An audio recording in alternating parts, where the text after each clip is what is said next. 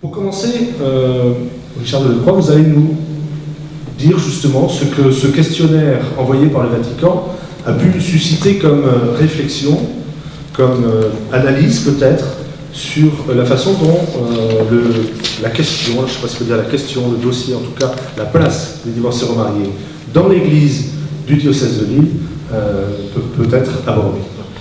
Le questionnaire, et ça on l'a bien senti, c'était bien redit, il a été très bien reçu, nous avons eu beaucoup de réponses, et quand même certains mentionnés. On espère donc que le synode et les réponses du synode seront à la hauteur du caractère ouvert du questionnaire et des attentes que cela fait naître.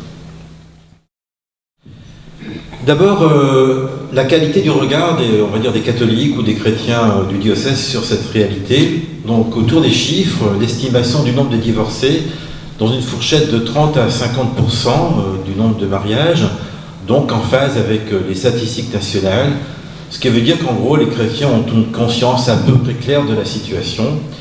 Et ce qu'ils en disent, c'est, eh bien c'est comme ça, c'est un fait de société, même s'il y a du regret ou de la tristesse. Concernant les questions qui sont sur les règles de l'Église vis-à-vis des divorcés remariés, les réponses sont unanimes pour dire qu'elles ne sont plus comprises. Elle renvoie donc l'image d'une Église où on n'a pas le droit à l'erreur dans le domaine affectif, et particulièrement dans le domaine du mariage. L'image d'une Église qui interdit, et une expression qui est revenue plusieurs fois. Des règles qui sont source de souffrance pour les divorcés qui fondent une nouvelle famille, exclus de la vie sacramentelle.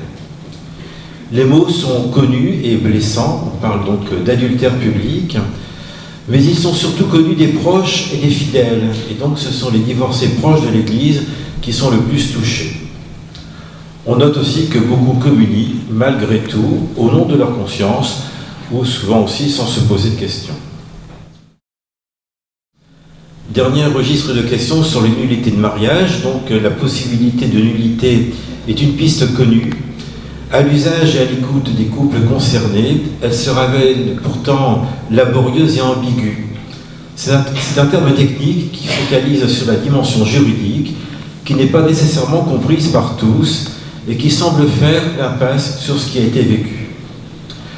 C'est aussi une démarche qui semble contourner les problèmes plutôt que de changer la loi qui semble à beaucoup une mauvaise loi et qui ouvre aussi à d'autres injustices, par exemple pour les catéchumènes divorcés remariés ou pour les personnes mariées plusieurs fois à la mairie, mais non sacramentellement.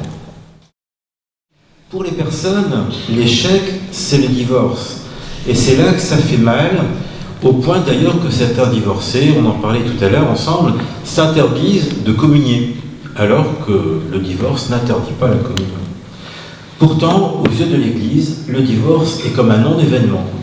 Il n'y a donc pas de chemin ou d'étape religieuse, telle que la préparation d'un sacrement de réconciliation, qui puisse accompagner un travail de relecture de vie ou de relecture spirituelle. Et c'est donc au moment de la préparation d'un temps de prière que beaucoup réalisent qu'en se remariant, ils seront interdits de vie sacramentelle. Alors qu'ils sortent d'une période difficile, alors qu'ils vivent une forme de renaissance, on les replonge dans un passé douloureux ou dans celui du conjoint alors qu'on n'est pas soi-même divorcé. On va dire que c'est quand ils célèbrent l'espérance qu'on les désigne comme fautifs. Alors cette non prise en compte du divorce sur le plan théologique rend évidemment bien plus difficile l'accompagnement de cette période ô combien douloureuse. Je l'ai évoqué tout à l'heure, il existe des groupes de parole, des sessions de reconstruction qui essayent de répondre à ce besoin de relire sa vie et de comprendre l'échec, et beaucoup de divorcés et d'accompagnateurs témoignent d'itinéraires qui sont de véritables chemins de conversion et de renaissance.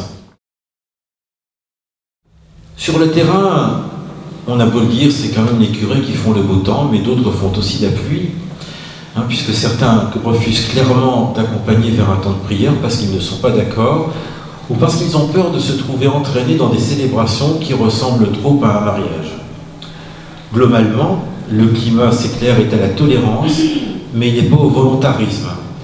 Et pour quelques-uns, et c'est dit clairement, l'absence d'ouverture du magistère bloque toute initiative. Je tiens quand même à dire mon émerveillement devant la volonté des couples qui sollicitent l'Église dans ce contexte, car il faut être motivé pour entamer ce chemin, Et j'ai toujours en tête cette phrase dite par une personne divorcée remariée dans une session il y a 3 ans. On m'aurait demandé de célébrer dans la chaufferie de l'église, que j'aurais dit oui. Il est bon de prendre conscience que ces couples expriment leur foi dans le mariage malgré l'échec, et ils auraient pu renoncer.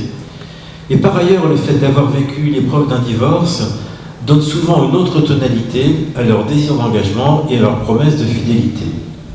Car finalement, dans les temps de prière, il ne s'exprime rien d'autre que ce qu'on dit à l'occasion d'un sacrement de mariage.